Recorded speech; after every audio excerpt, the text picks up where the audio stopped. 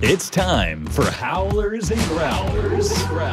A weekly show from our Arizona Coyotes writing pack, bringing you the latest news, rumors, trades, player grades, prospects, and much more. From training camp to the playoffs, from draft day to the trade deadline, our team covers everything ice hockey in the hot desert. So sit back, grab your favorite cold beverage, and get ready for Howlers and Growlers.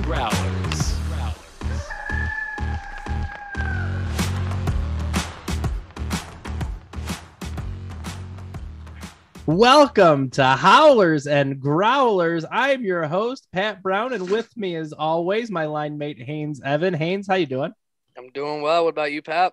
Doing great. Just another great day of taping. Love it. Also joining us, our editor, our producer, prospect guru, credentialed Vancouver Canucks reporter here at the Hockey Writers, Matthew Zator. Matthew, how are you? Doing good. Happy to be on another show. Really appreciate you joining as always. You're a trooper and a real friend of the show, and we love that. So just to remind you guys at home, this week's show being brought to you by Morning Skate, a daily newsletter delivered to your inbox Monday through Friday, jam-packed with the best hockey stuff on the planet. It's a daily dose of the latest NHL news, rumors, history, funnies, quizzes, etc., etc. Just a little hockey fun and information brought to you every day of the week from the Hockey Writers. You'll see a link in the show description down below, so check it out, sign up, and start getting that news. Speaking of news, you know the spirit of the show, so I want to know what you guys are drinking tonight, and I'll start. In honor of the NBA leading 34-9 Phoenix Suns, I've got a local Suns brew brought to you by Four Peaks Brewery. It's a good little Kolsch style ale. Good stuff. Matthew, guests, you're next. What do you got? I am very boring. I'm going with water today. Yes, that's okay. I am not feeling the best today, so I'm just going to drink the water and hydrate. Well, then this may be like a Michael Jordan flu-ridden performance. So fantastic, and hope you feel better soon. Thanks for joining us. And why do I have two NBA references in the first 2 minutes of our show? Haynes, bring us home. What are you drinking? Matthew, you're not alone. I didn't feel good 2 days ago either from a whole bunch of things, and I'm feeling a little bit better now. So I'm not on the beer tonight. I'm a Mountain Dew fan, so I'm trying out. Well, I'm not trying out. I've had it. I'm doing the new Mountain Dew flavor. It's called Spark. It's a raspberry lemonade Mountain Dew. It is amazing. You should get it. I may have to hit the store after the show. I like it. Sounds good. So, all right. Well, two basketball references, a few drinks, an advertisement. Let's talk some hockey, shall we? And we're going to start off with the man, the myth, the legend, Clayton Keller, the Arizona Coyotes representative for the All-Star game. He got the nod. It's easy to see why, right? 29 points, 14 goals, 15 assists.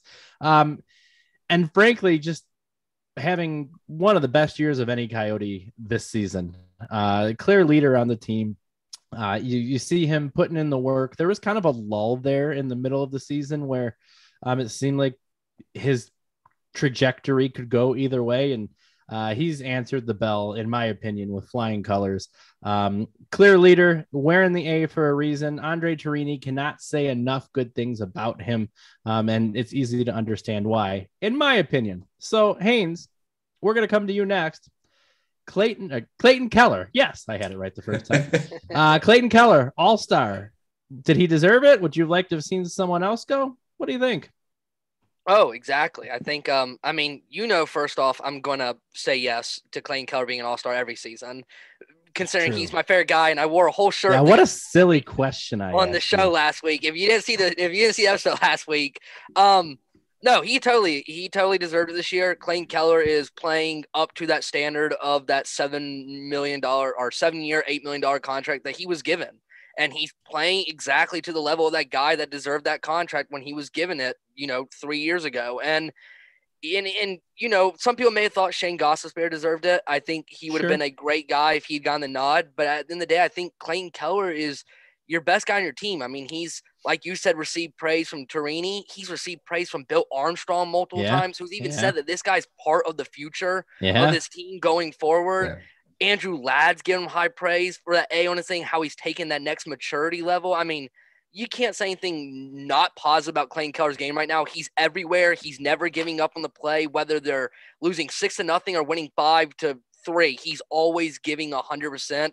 And that's just something that, one, you hope you see continue, but two, is just such a long time coming. And it's good to see him finally on that trajectory of, maybe turning into that real superstar that everybody was hoping when he was drafted 7th overall. Yeah, it makes sense. The point you made about Bill Armstrong as well, considering virtually nobody's safe on the roster, that is a huge statement. Yeah. One other thing I want to call out, a name you didn't say, a name really nobody thought about, but he's quietly having a decent season, is Phil Kessel. I mean, I realize he's not putting up the goals, but he's still got 26 points on 21 assists and 5 goals, which is, he's doing stuff. It's hard to see. You don't feel like you're seeing it, but he's doing stuff and he's putting up points. Matthew, your thoughts on Clayton Keller's selection to the All-Star game this year?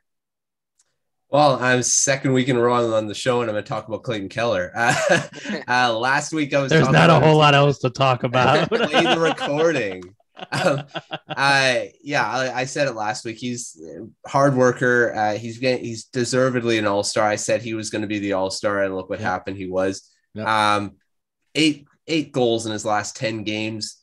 I mean, it just seems like it's surprising he hasn't scored in the game today. One was redirected. One he put to the net was redirected, but there you go.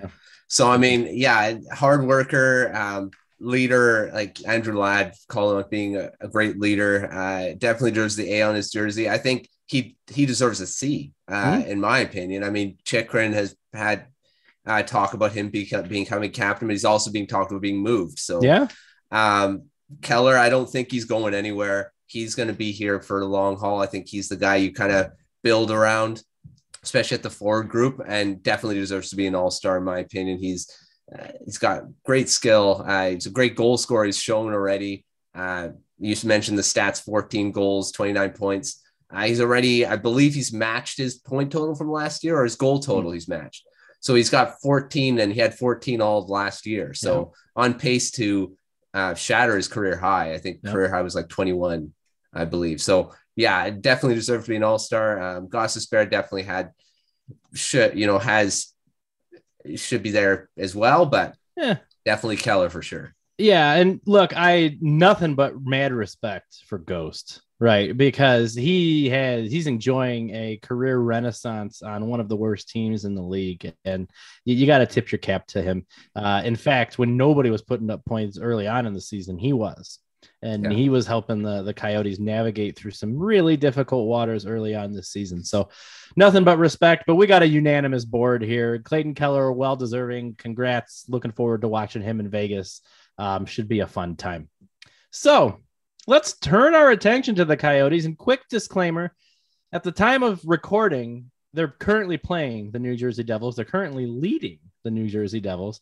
And we'll probably have a lot more on that on our next show. But just for the sake of argument here, even without tonight's game against the Devils, stunningly, out of nowhere, the Coyotes are 4-3-2 in their last 9 games. Granted, some of that spans to their game against Anaheim. That's the first win that I counted, which was kind of before all the breaks. So that goes back quite a ways. But nonetheless, 4-3-2, including some wins over teams like the Toronto Maple Leafs and, impressive stuff. What is going right for this team that they are hovering around 500 in their last 10 games played?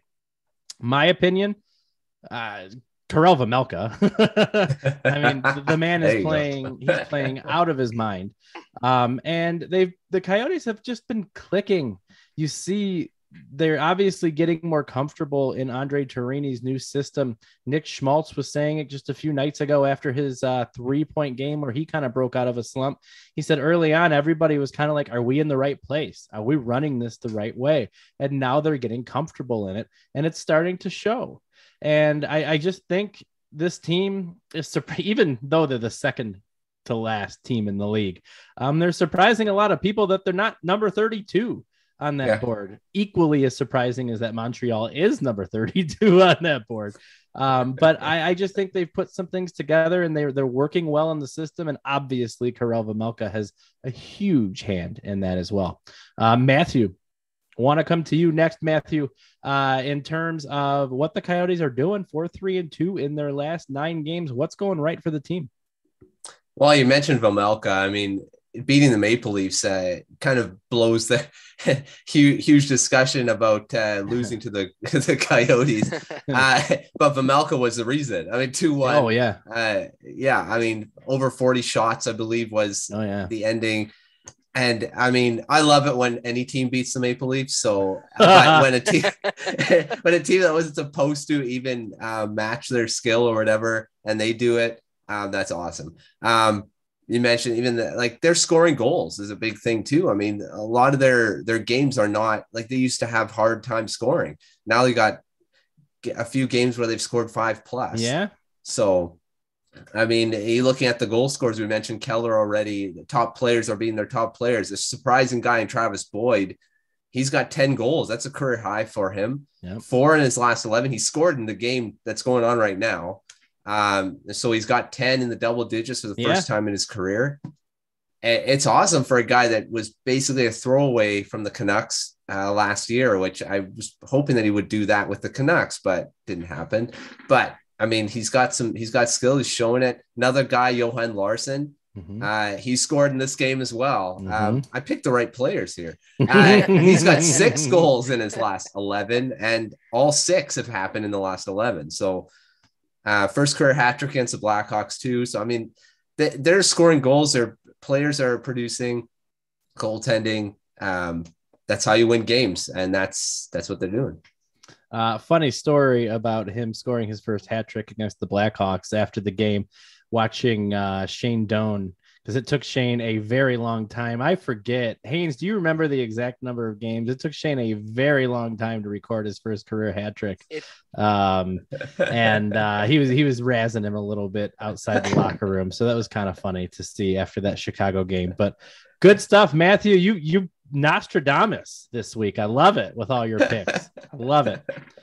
Haynes, your thoughts. Coyotes 4-3-2 in their last 9 games. What are they doing right? Yeah. First off, I don't remember how many games it took him. I do remember his first career hat trick occurred on a buzzer beater against Evgeny Nabokov and the Islanders, though, because I remember seeing his face after he scored. And I remember Keith Yandel losing his mind when he did it to end up scoring his hat trick. But Clay, I mean, what's going right for this team is exactly what y'all said. I mean, this team is buying into the system that Andre Torini's brought over here. They're really building team chemistry, which, you're going to lose soon with guys, on the move coming up soon, but they're building chemistry right now with what they have, especially when their last, 3 games, they were playing with a lot of calls from taxi squads. But they've really bought in all together. But then look at guys like Clayton Keller. He's having a breakout season. Lawson Krause, who I wrote about, he's having a breakout season.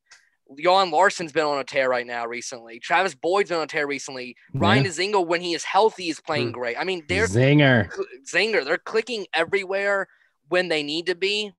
And I think it's finally starting to really click and mesh all together. Everybody's getting comfortable with one another, and it's really paying off. Yep. Great points. It was a brutal stretch when they started the season. 2 road games in Florida and Carolina. There was a stretch, like 3 or 4 games in the beginning of the year. They played unbeaten teams. It was pretty crazy. So that was also a contributing factor, I think, to the early season losing streak. By the way, for those keeping score at home, probably yelling at their TVs or phones or wherever you're listening to us, 1,161 games it took Captain Coyote to get his first career hat trick. 1,001, and great call, Haynes. I remember the goal. I remember who was against and the goalie that was in net for it. That's impressive. That's really good stuff. So I know my Coyote facts. I love it. Good stuff all around. So we got one more thing to talk about here in the front half of our show. And that's what is going to define a successful second half for the Coyotes. As of taping, they're 9-24-4, last in the Central Division, second to last in the league. We all know this. But the question here is, what defines a successful second half for the Coyotes? Because they're not going to the playoffs. So, Haynes, we'll start with you. Tell us what defines a successful second half for the Coyotes. Yeah, that's a great question. And, I did a little discussing with a couple of the guys, I do the podcast with today, and we kind of all agreed the biggest thing, the most successful thing for the Coyotes here to do is not pull a Coyotes move, which would be perform well enough that you fall out of a top 3 pick. If you fall out of a 5 to 10, you have to think Bill Armstrong's looking at this as I messed up the rebuild. This is another year we're going to have to rebuild for, and he might blow up ship even more. So for the Coyotes, realistically, it would be play good and continue to play like you are, but don't play so well that you knock yourself out of, going for a top 5 pick. That's a good point. It goes back to the tanking mindset, which is always a hot topic, right? I will say, even if the Coyotes go on some sort of run and fall out of the top 3, if Armstrong wants that badly to move up, he's got 3 first rounders and 5 second rounders to work with to be able to potentially move up if he needed to. And obviously you want to draft all that young talent because not all of your picks hit, but at the same time, when you start accumulating all of those assets, now you've got something in your back pocket or an ace up your sleeve in case you do need to move up. So good perspective, just some food for thought there as well. Matthew, over to you. What defines a successful season for the second half of the season for the Coyotes? Well, Haynes, you said pull a Coyotes. I say pull a Canucks. Canucks do that too. They always play really well at the end when they look like they're going to have a really good pick. But that's aside.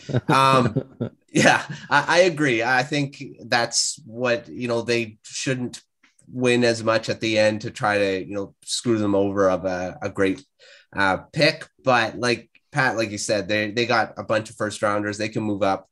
They can make some moves to kind of change that if that does happen.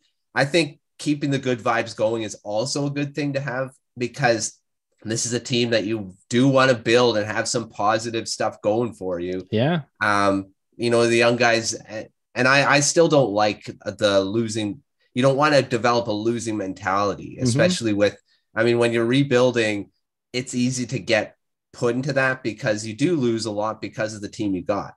But it's always good to have that winning mentality, and the end to that losing culture is a bad thing to get into. And I think keeping that positivity, but also, it's hard to do to get both positive and having that great pick. But if they can try to kind of get a mix of both, I think that's a successful second half. Super good points. What I would just like to potentially chime in here is, for me, I'm not even as focused on the wins and losses. I don't think they're going to go on any crazy run. They could with the lottery if they move up to, the 29th worst team in the league, and then they could slip a little bit more, I suppose. But I'm not as concerned about that because of all of the assets that they have. For me, it's all about player development. It's all about watching players like JJ Mosier, who's just playing unbelievable hockey for a kid his age, 21? And his first year in the league, and he's just, considering the team that he's on, he's playing unbelievable. Your guys like Vejmelka, who he's a little bit older as a rookie, 25, but you don't want to burn his psyche. And then even to a lesser extent, your guys down in Tucson, you want to keep your eyes there and see how guys like Prosvetov, who's actually backing up right now because Wedgwood's on the COVID list, but he'll go back to Tucson, and you want to see how guys like him develop. To me, it's more about player development. That's what's going to define a good second half, and health. Keep your guys safe and healthy. Send Liam O'Brien out as many times as you need to drop the gloves, because keep your guys relatively healthy. It's hockey. You're going to go through injuries, but you don't want to see any bad injuries that could impact this team for the long-term future. So I'm 100%. Less focused on the wins and losses, and I understand where you're coming from completely. But I kind of lean towards the health and development side of it at this stage in the season. So all really, really good perspectives. Don't forget, you at home, please sign up for the Hockey Writers Morning Skate at morningskate.io so you don't miss any of the best daily hockey newsletter on the planet. It's delivered every weekday, 8 a.m. sharp. So you're the first to know what's happening in the world of hockey. So go sign up. Just do it. You'll like it, I promise. All right. Paid some bills. Our producer's on the show, so I know we're on the air for another week. Let's talk, speaking of development, let's talk prospects. And before we start talking about potential future prospects, let's talk about everybody's favorite prospect right now. The one, the only Dylan Guenther. And Matthew, I know you've been doing quite a bit with the WHL lately, so can't wait to hear what you have to say on the subject. Really quick, just to frame up Dylan Guenther's season with the Edmonton Oil Kings. Number one, he's got 11 points in his last 5 games and 24 points in his last 13 games. He's second on the team in points behind Josh Williams, but he's played 8 fewer games at the same time. He's got 43 points. Williams has 49 points, and that's kind of where Edmonton stands right now. Now, Edmonton is a really, really good team, top to bottom, right? So there's always a benefit to that, but you also can't take away from this teenager what he's doing and how he's doing it in the WHL. So, Matthew, we want to start with you, especially given all of your expertise, not only around prospects, but with the WHL as well. Dylan Guenther, what have you seen out of him? What do you expect from him? Oh, there's so much you can say about him. He should change his middle name to Goals, because it should be Dylan Goals Guenther, because he just doesn't know how not to score. Like you mentioned it, he's been scoring on a big tear right now. He's on a 4-game goal streak, 5-game point streak, 6 if you include the World Juniors, which he had 2 assists just before he went back. So, I mean, he's failed to score in only 14 of his 30 games. So about half time he's scored a goal, 16 multi-point games, 4 times with at least a 3-game goal streak, 3 times with a 5-game point, 1 7-game point streak. These are just ridiculous numbers. I mean, he's never gone more than 1 game without a point. So, I mean, he's never gone on like these. That's crazy. Yeah, these slumps. He just doesn't do it. So he goes 1 game and then he's like, I'm back and I'll have another 5 games with a goal or a point. So he just doesn't stop scoring. Yes, he's on a team. You mentioned he's on a great team, but he's their leader. He's the one that is the main guy. They got stronger with Serta from the Giants now. I mean, that team is just going to be a favorite, but Guenther's going to be the guy leading the way. The Coyotes fans they're already excited for this guy to play. Oh yeah. They already saw him in the preseason what he can do. This guy's amazing. And like I say, I wish the Canucks would have drafted him, but they traded that away. Whatever. But I mean, it's going to be exciting to watch him either way. Hard to believe he slipped down to 9. Hard to believe he slipped all the way down to 9. And the Coyotes, you don't say this very often, the Coyotes lucked out on that one. They weren't even going to have a pick. Armstrong, obviously, the deal, I believe, was the OEL deal, right? Yeah, with the Canucks, like you said, that brought that pick to the desert, and it already appears to be paying dividends, although the NHL is a lot different than the WHL. Now that said, like you said, Matthew, fans have already seen him perform in the NHL preseason. Not a chance to make the team, not because of his own skill level, but because of where the team is. You want him in there playing, leading, getting that confidence building mentality. And he's also got to grow into his big boy body yet. So there's some work to be done there, but really good perspective there, Matthew. Haynes, your thoughts on, again, I'm driving the hype train, no doubt about it, but your thoughts on Dylan Guenther. What have you seen from him with the Oil Kings this year, and what do you hope to see out of him in the not too distant future? Yeah, I mean, I'm on that hype train with you. I think Grandy, Grandy on the podcast. Yeah. I think he's riding the hype train with you. I can't tell you how many times he sends us a spicy deal tweet about a goal he scored, which seems to be every 5 minutes, even when they're not playing. I think I get a tweet about it and scoring. I mean, like you said, I mean, what can you not say about him? I mean, he's on a tear absolutely right now, and with the Oil Kings, he's playing on a great team. First off, like you said, Matthew, I mean, that team in Edmonton is loaded. They have to be favorites to win out in the WHL, and you have to think they got to be favorites to potentially go to the Memorial Cup and win it all. It's a great team, top to bottom. They're stocked everywhere. They're stacked everywhere. And I mean, Dylan Guenther leads that charge. And like we saw in preseason, we saw in the rookie tournament, this kid could play in the NHL today. He's not going to. As long as this team is rebuilding, he is not going to. But he could very well play in the NHL right now. That's how good he is, and that just speaks volumes considering that this kid fell to 9th overall. Yeah. And, fans honestly are excited for this kid for the future. I mean, why would you not be? I mean, he's easily has a career path that's going to set him up for immediate success going along in the future in the NHL. And, the only thing I want to see is just him continue to just dominate like he is. I mean, honestly, next year he's probably going to be back in the WHL. Maybe in Tucson near the end of the season, depending on how their season goes. But I mean, you just gotta be excited. I mean, this kid, whether it's next year, which it won't be, or 3 years from now, whenever he comes to the NHL, this kid is going to do a lot very quickly once he makes his debut in the NHL. Makes perfect sense. Matthew, I'm going to put you on the spot really quick because I don't think this is even in the realm of possibility, but you're kind of the expert with how these things work. Is there any chance you think the Coyotes fans see Guenther for 9 or fewer games at the end of the year?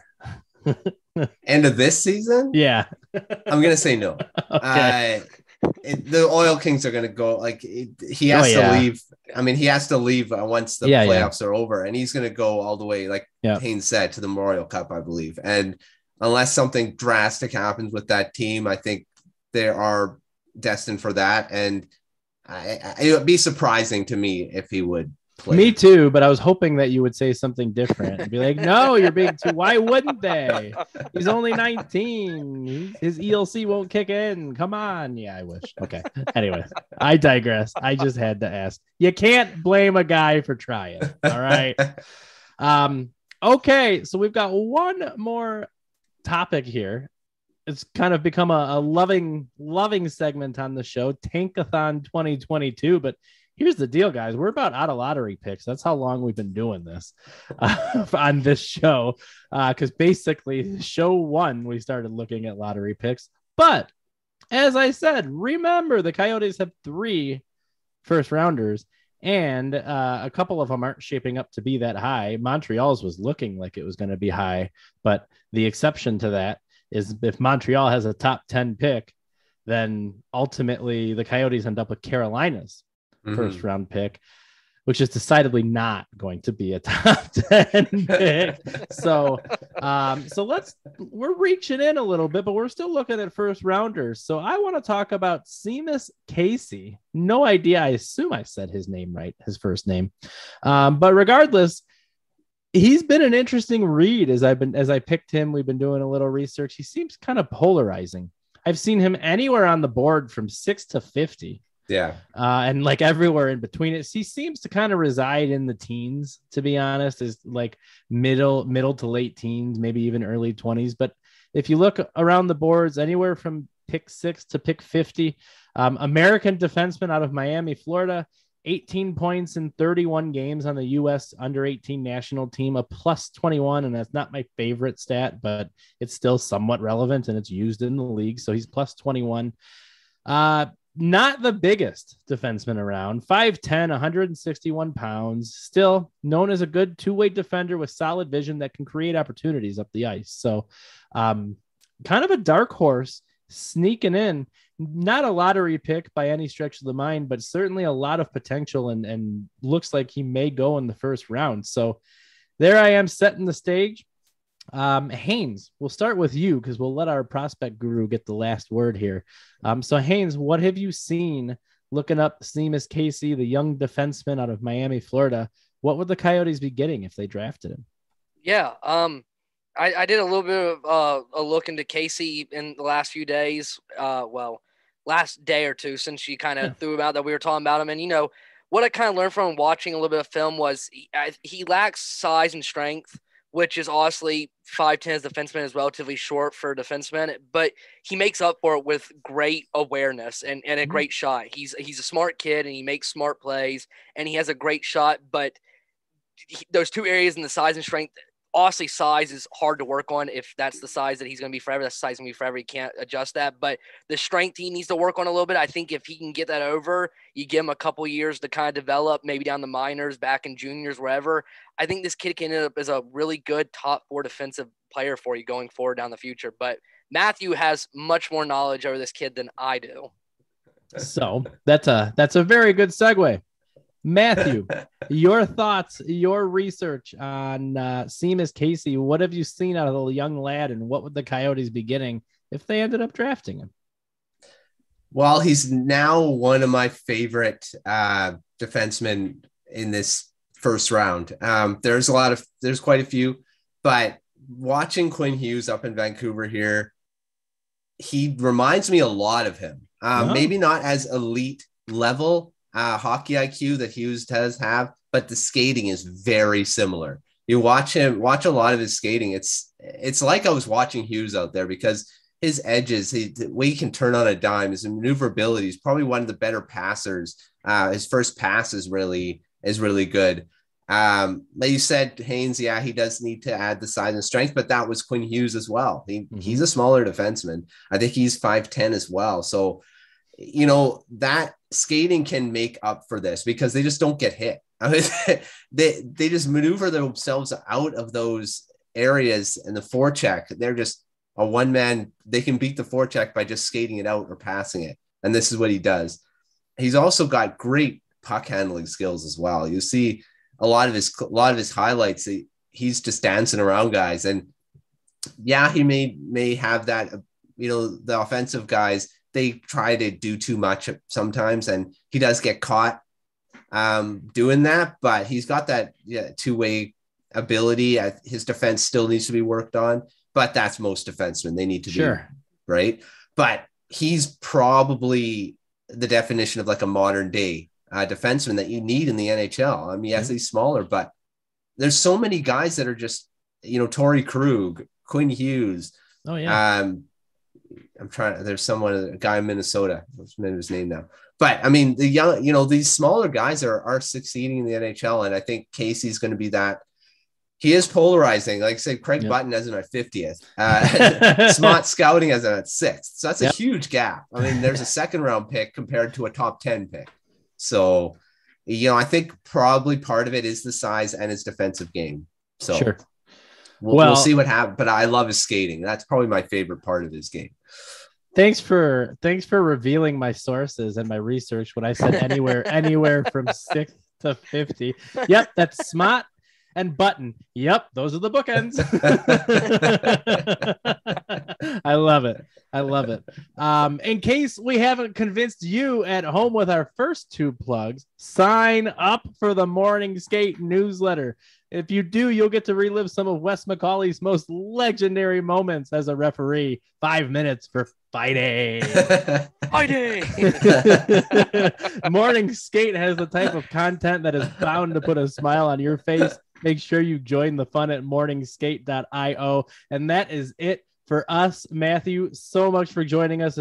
Thank you so much for joining us. It's always great to have you. Haynes, fun as always. For you at home, we always appreciate you tuning in. Can't wait to see you next time. Cheers.